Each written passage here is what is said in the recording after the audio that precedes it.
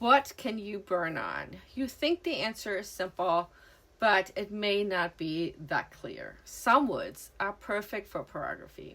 Others can seriously damage your health. So today I'm going to be talking about the wrong woods and the right woods for wood burning, and which ones I personally use and which ones you should never burn on.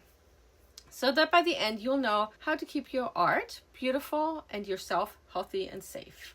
So let's start with the safe beginner friendly woods. Basswood. Smooth, soft, almost no grain, and it's my absolute favorite for not just beginners but also myself. I absolutely love it.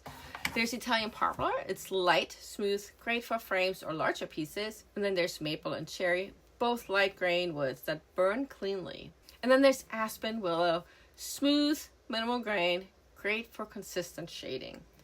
Something that's newer to me is sassafras. It's a bit trickier, but I love it for ornaments and coasters. And then we have the fun but tricky category.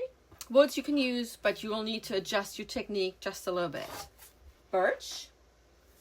Beautiful, but a bit heavier grain and takes practice. Pine and hickory and ash are very grainy and resin heavy, and you'll definitely want to play around with your burning temperature and practice before you dive in. So let's talk about the safety, because this part is pretty serious. There's wood dust and fungal. Even safe woods can become toxic if they're moldy. Woods like ash, beech, birch, and maple can develop fungal contamination that causes allergic reactions or even worse. And then there's resins and fumes. Cedar and pine can emit toxic fumes when burned. So if you must use them, burn outdoors and wear a proper mask. Long-term risk is fine wood dust and toxic fumes are linked to asthma and even nasal cancer. So always work in a well-ventilated space and sand safely and wear a mask. There are some materials that I absolutely do not ever burn on. Ever. And that is pressure-treated wood. It is loaded with toxic chemicals. MDF and spalted wood contains formaldehyde and dangerous mold.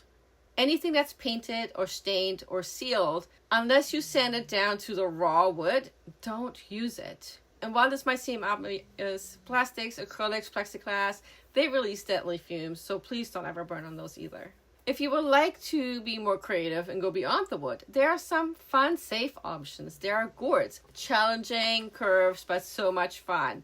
Vegetable tan leather. Only use oil or veg tan leather, never chemically treat it. And then there's taguanut.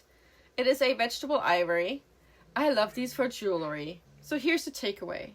If you're ever unsure about a material, do your research first and don't rely on what random people say online or what they might be using. Your health is worth more than a single project. Thanks for hanging out with me. If this sparked something, whether it's an idea, a feeling, or just a moment of calm, go ahead and like, subscribe, and share it with someone who might need this too.